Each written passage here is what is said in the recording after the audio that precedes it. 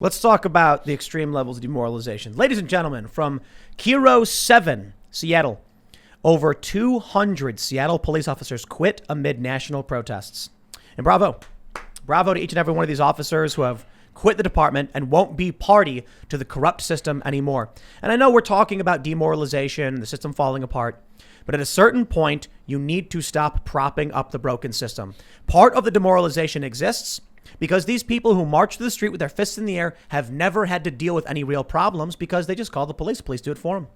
They don't actually know or care about the police. Most of these people in these big cities never interact with police, but they hate them. It's remarkable. You ever actually talk to one of these guys about their job? No, but I hate them. Great. Well, over in Seattle, they say SPD said more than 200 officers have left their jobs since last year. The departing officers have cited what they call as anti-police climate in Seattle. The city council police policies and disagreements with police department leadership. Police Chief Adrian Diaz said Tuesday that the department is in what he called a staffing crisis. It's funny. It's a story originally by the AP, but not too far away from here. I think it's Hagerstown. They're in a police shortage as well, crisis. Mm-hmm. We also have Louisville in serious crisis. Everywhere across the country, serious crisis. But you know what? I'm glad the cops are leaving. These people who live in these cities who march around and just don't care at all. They're virtue signaling every day. So let me clarify my position for those that may not have heard it, because many of you probably have, but just very quickly. Before the election, it was very much, guys, we need cops. We can have reform. We can get better training and better specialties, but we need a police department. And I understand if there are things we can change, we should. I don't like it when cops enforce unconstitutional laws, but I've lived in big cities. I know what happens when you don't have cops and you have no one to call. And I don't know. I don't think anybody really wants that. Okay. We made our arguments. We watched cities burn. We watched buildings in cities burn so that Fox, Juan Williams would get mad at me. Many buildings were destroyed. Many businesses will never come back, and even in small towns. Then the election happened, and the people decided, you know what? I don't care about the riots. You know why? Because for the most part, the cops were there beating people up. So I'm going to vote for Democrats. The people who actually supported the riots bailed them out, encouraged more. Now the election is over, and there are cops who, in the previous story we just talked about, the feds were planning on arresting Chauvin if he was acquitted.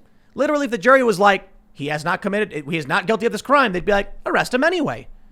The cops who are remaining are propping all of that up because these people who virtue signal can only sit back like lazy Wall-E characters sitting in their hover chairs, morbidly obese. They can only do that because they know the cops are going to clean up their mess. Yep. So if you want to be a cop in this climate where you could potentially go to prison, or how about that cop who mocked LeBron James, who gets suspended without pay, according to his friend. His friend says so. So we'll see how that story comes out. The police are saying, well, he shouldn't have done that.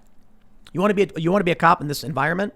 You want to prop up the corrupt politicians who I guarantee you will call you begging for help the moment Antifa shows up at their house. You want them to feel safe. Great. I'll tell you what. When you resign, who do you think Nancy Pelosi is going to call when Antifa shows up to her house again? They're going to call the police. What do we do? Sorry, ma'am. There's no cops here anymore. Remember how you as a Democrat wanted to defund and rallied people against them? What do you think is going to happen in Maxine Waters' district? She's the one who came out and told everybody that if you see someone from Trump's administration, you get in their face, you confront them. And then people did. What do you think she's going to do when Antifa shows up to her house and she calls and says, I need the police? Ma'am, you led riots against the police. There's no one to come. With police protection. Right. And then you see LeBron James. On the ground. Imagine this. I love this. LeBron James, there's a photo of him in New York, and he's got all these NYPD guys guarding him. You want to know what's really funny? Those cops who protect, I'll tell you this, there's two groups of cops in New York. The cops who protect LeBron from this point forward, because that photo's probably old. The most pathetic, sniveling, groveling, spineless losers. If I was a cop and I got a call and said, hey, we got LeBron James coming in, can you guard him? I'd be like, no. Nice try, dude. He's on his own. He doesn't want our help. What's going to happen? Someone's going to pull out a knife. I'm going to try and save him. And he's going to get mad at me? Not going to happen. But then you had these cops in New York who were guarding the Black Lives Matter mural. Now, I love this. You know why? The mural was illegal. It was literally a crime to paint the street. De Blasio did it without a permit. using taxpayer dollars, and then put 27 cops to guard it. Yeah. And people were protesting and throwing paint on it, and the cops would arrest them like sniveling little losers. Imagine being as spineless and pathetic as any one of those cops in New York, who's standing there half slouched, where the mayor is smack talking you to your face in front of everybody, and then you're just like, "Thank you, De Blasio. I'll guard this for you now." Wow, it's like Randall from Recess, that little kid who's always with Miss Finster, and he's like, "Miss Finster." Grow a spine. Be an adult. Stand up for yourself. It was disgusting to see cops literally arresting protesters to defend something that was spitting in their face. You got to be a special kind of pathetic loser to get slapped around nonstop by corrupt politicians and then still agree to clean up their mess and protect them from the mess they created. This is what bothers me the most. When Kamala Harris supports the riots by soliciting funds to bail these people out in Minnesota, ongoing riots for a year, and then the cops are like, "I'm going to protect her after that." Where is any one of these people with principle? They don't exist. So I'll tell you what really scares me. The cops that are leaving are the good cops. The ones who are saying, "I'm not going to defend these corrupt politicians, these celebrities." And the ones that are remaining are like, the cops that remain on the force, overwhelmingly, not every single one, there's probably other reasons, but overwhelmingly, as I said the other day, are the guys who are going to sell out their own mothers for cash. They don't care about community. They don't care about this country. They don't care about the Constitution. They just care about money. And not even a lot of it either. I mean, man, if you were going to be a pathetic loser, there's so many other jobs that would pay better than licking the boots of Bill de Blasio. But I guess it tastes good. So, good for them. I think that's by design, man. I think what these guys are, Black Lives Matter and Antifa, their whole goal and narrative is to demonize cops, right? So I think when they accomplish this, I think that's part of what they're attempting to do. Like, no matter what they do, they want to prove that cops are bad. So you get conservatives, right? You get these back the blue people that view stuff like that, what you're describing, right? They see cops defending Black Lives Matter. What does that do? That paints in the mind of that individual that, wow, these cops are horrible. That, in my opinion, I think that further pushes their agenda and their narrative, because when you see those optics on TV and people are experiencing this stuff, it further demonizes police officers, even if they're good cops. So honestly, I think Antifa and Black Lives Matter do that kind of stuff on purpose, because the optics of that brings you to a conclusion to what you literally just said to a lot of people that don't realize that that's by design. I would be willing to bet that that's by design. I'm in favor of abolishing the police at this point. Not for the leftist reasons where they're screaming racism or whatever, but because right now as it stands, if a leftist extremist gets arrested, the DA will say, "Sorry about that, buddy. I'm so sorry the cop arrested you. You can go home now. No charges." And then you so much as fart and you get arrested, and the DA is going to be like, "Oh, I'm going to lock you up and throw away the key." So the cops are like, "I'm just a neutral enforcer of the law. I arrest Antifa and I arrest the people on the right too. And the people on the right go to jail and get solitary confinement. And the people on the left get let out and do it again." The cops, it's the banality of evil. Shuffling, I'll put it this way. Someone exercising their constitutional right to keep and bear arms in a state like New Jersey. Those cops with a smile on their face will lock you up in 2 seconds. Yep. And the DA will laugh as they bang the gavel and say, "Shut your mouth, you're going to prison," because you can't bear arms in New Jersey. You literally cannot bear arms in New Jersey, period. This is a state where they say you have to have a qualifying reason to be able to bear arms. So pretty sure the right to bear arms has already been infringed. Now you can keep them if you go through a process and they're in your home and they're, in a safe. And if someone breaks into your home, you run away, but you can't run away with the gun because you can't bring the gun outside. So if you're in your house in New Jersey and someone breaks in, don't grab the gun, run away because you're legally required to. Think about the logic there. No joke. In New Jersey, you have to retreat from your own home. So what's the point of having the gun? You can't. So here's what happens. How do you go to prison if you're bearing arms in New Jersey? It is a police officer who will gleefully arrest you, and it's happened. It happens to a lot of people. A lot of good law-abiding citizens simply make a mistake. One story I was told is that in Pennsylvania, you can bear arms. And if you live in Philly, the New Jersey side is literally a 5-minute drive. Uh-oh. What happens if you take the wrong ramp? What happens if you're in Philadelphia with your legal gun and you take the wrong exit and you go, "Oh no, I'm crossing into New Jersey. It was an accident. I don't want to be here. And then you pull off the bridge and you get pulled over and they say, too bad. That cop's going to smile as you get a felony and go to prison or have your life destroyed. They will smile. And you know what? I'm sure they'll smile as they arrest Antifa. And the Antifa will get the charges dropped and they'll get let go. And then you'll get to go to prison.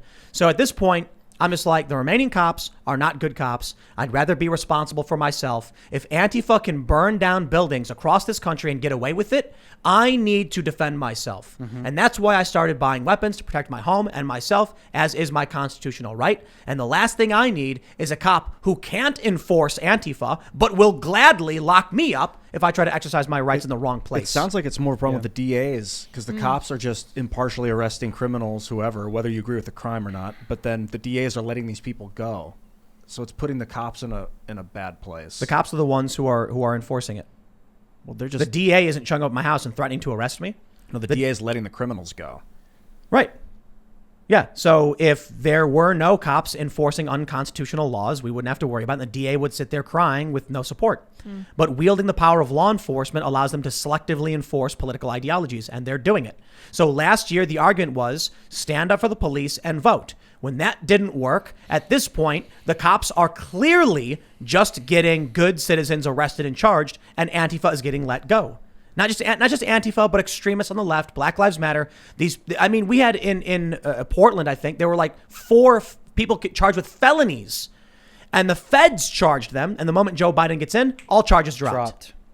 And there's only so then you look at what's going on with Proud Boys or whatever, they get arrested, or Kyle Rittenhouse, or Chauvin. I think the Chauvin thing's hilarious because he is a cop, but you look at Kim Potter. So long as the police are willing to enforce this, they need to wake up and realize they may be neutral enforcers of the law, but after the arrest, the DA is a political actor who will let their friends go and lock up anyone who opposes them. And it's only possible because cops are doing it. I tell you what, I'm done with it. The cops were unable to stop the riots. I'd rather defend myself. Y'all can go home now. To all of these cops who are resigning, these guys are good people. They're good cops. They're respectable. They're refusing to suffer the indignity, and they're refusing to lick the boots of these corrupt politicians. But the ones who remain, these people are crooked as they come. No principles. They care not for their community. They would stand there guarding an illegal mural painted with taxpayer dollars without the approval of the taxpayer, and arrest people who challenged it. It's too. I think it's too extreme to make judgments on who they are, because you might have trash humans resigning from the police department right now. Yeah, it's a generality. Amazing people staying on the force with limited options or some altruistic motive. Ian, if I told you, like, if someone came to you and they were like, you have to brutally, mercilessly beat a child, otherwise you have to be homeless, which would you pick? My God, I'm not beating a kid. So what if they said you have to? Here's an old woman who has a 9mm in her purse. You have to lock her up for 4 years in a state penitentiary, otherwise you're homeless. Pick one. Well, the cop doesn't decide how long she gets locked up. The cop There's mandatory just minimums. Transports her to the courthouse, basically. That's Yeah. So let's see. You encounter a woman. She's 65. She's got a little snub nose in her purse, and you, as the cop, are told either you are losing your job, or you're going to bring this woman in and she will go to prison. Pick one. You got to bring her in. Why do you have to bring a woman? Why? If she violated the law and you're a cop? I thought the Constitution was the supreme law of the land. Well, that's a confusing thing, whether it's a state law or a federal law. Do you think a 65-year-old woman with a revolver in her purse should go to prison for 4 years? It's just a vague statement. It depends on where she is, man. Minding her own business, going to an ATM from her apartment. She's scared. Is it legal? I don't know. No, it's illegal. Let's say it's illegal. Let's say it's a 65-year-old woman in Chicago, and she knows there's a high gang crime and people are shooting each other. She needs to go to the ATM. She's worried, so she gets a gun. She's walking down. She robs nobody. She doesn't want to commit a crime. Never committed a crime in her life. Should she go to prison? I don't know. That's for the courts to decide. You don't know? No, that's for the courts to decide whether she gets let off or put in jail, in prison. The answer is she should not. That's not my decision. They're not the jury. They're not the. Ian, this is why I called you evil before. Remember? I said, yes, I called you evil. This is the banality of evil. The idea that a 65-year-old woman who is not a criminal, who is scared of gang violence, wants to protect herself, and is walking to an ATM, I don't know if she should be locked up for 4 years. She shouldn't be. Why should she be? What did she do? Nothing. That's why we have courts to decide that stuff. I don't think that Ian is evil. I think that Ian is a relativist, which comes out to be a little bit of a problem if you're doing something like being a cop. Because the fact of the matter is that you can be a neutral arbiter of a law, but if the law is bad, you become a force of bad. I'm sorry, that's how it works. Okay, Ian, there's an old woman and she's got a bag of weed in her purse. Should she go to prison? Depends on where she is. In Chicago. I don't know. What's the laws, man? It's illegal. The whole go to prison thing is up to the court to decide. There are mandatory drug minimums in Illinois. That's Should an extreme. old lady who has a small amount, I think they decriminalized, but should a person who wants to imbibe a psychedelic go to prison for choosing to do so? The answer is no. I don't think... Unequivocally, no. I don't agree with those laws, but they are the laws. So we have to change the laws to stop putting the pressure on the cop. Cop has every right not to enforce a law, but you got to be careful with that if you're a cop. Cops can say, go home, kid. Yeah. Ma'am, you can't have that. You got to get rid of it.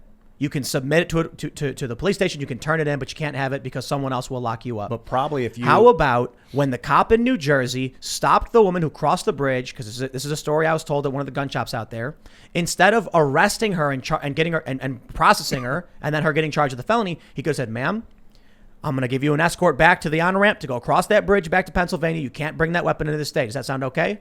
Okay, ma'am, please, let's go. Instead, what did he say? You're under arrest. I gotcha. And then he brought her to the station and she gets to go to prison. Why? Because she crossed the bridge. Amazing. That is the banality. I mean, that's outright evil. The banality of evil is when a cop is like, I don't care about the Constitution. I don't care about morals or principles. I just think, who cares? You get arrested. Let me jump in this. Okay. So I just want to speak to police officers right now and just give you like a real quick biblical perspective. You know, we're living under an unrighteous government that is facilitating and enabling pure lawlessness on a grand scale, regardless of whatever state you find yourself in.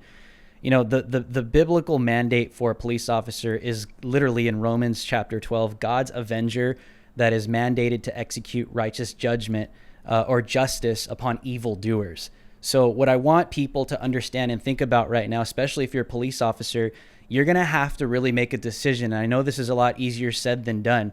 And I'm just giving you some kind of like pastoral counsel right now. You guys know what I'm talking about.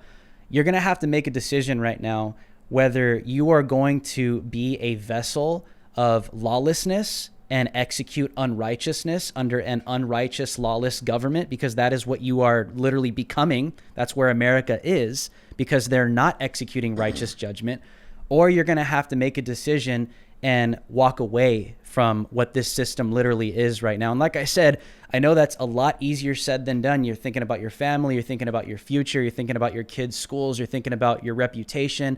But I got to be honest with you, man, like in terms of what God has called you to be and to do, you are now heading in a direction where you are not God's avenger of executing righteous judgment on evildoers. You're actually becoming the opposite. You're actually becoming the evildoer to execute unrighteousness on the innocent. So I say this to say this is you're going to have to make that decision as to what you want to be a part of and what you become right now in 2021 moving forward, because right now things are not getting any better and you're going to have to make some serious sacrifices and really, you know, place your faith in where God really wants you to be, because how do you want your kids to view you? How do you want your legacy to become? Because right now, I'm going to be honest, this is what separates me, Tim, from a lot of other conservatives, like in the movement. I am not a 100% back the blue guy.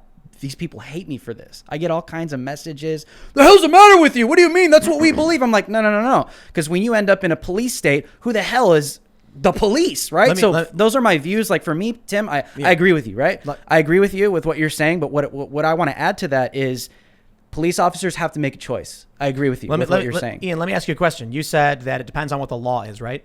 The cop should just follow the law? Well, no, the cop has a moral judgment call to make.